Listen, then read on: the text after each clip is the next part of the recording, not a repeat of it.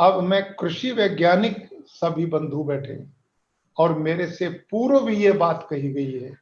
मैं पुनः इस बात को कहना चाहता हूं कि आपको अब प्राकृतिक खेती की ओर आना ही पड़ेगा।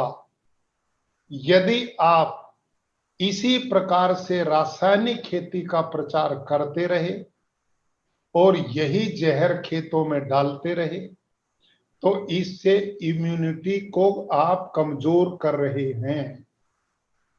जो खान पान है यही हमारी रोग प्रतिरोधात्मक क्षमता को बढ़ा सकता है।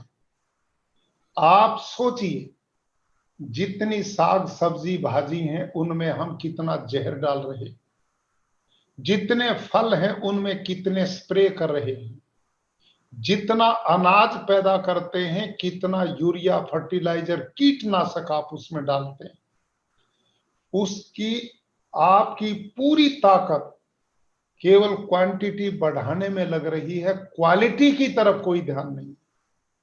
आफ्टर कोरोना क्वालिटी की ओर आना ही पड़ेगा।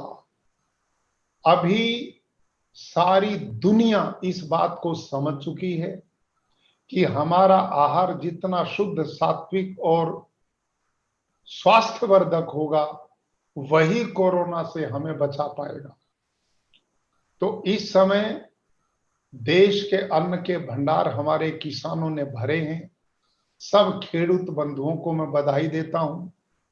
इस कोरोना काल में मैं सब खेडूत बंधुओं से आग्रह करूंगा, कृषि वैज्ञानिकों से आग्रह करूंगा, कृषि के जुड़े लोगों से आग्रह करूंगा कि वो प्राकृतिक खेती की ओर बढ़ना ही पड़ेगा। उससे हमारी जमीन की उर्वरा शक्ति बढ़ेगी, पानी की खपत घटेगी, किसान की लागत कम होगी, गौ माता का प्रयोग, गाय गौमूत्र प्रयोग होने से गाय बचेगी और जो उत्पाद होगा वो आपकी डायरेक्ट इम्यूनिटी को बढ़ाएगा।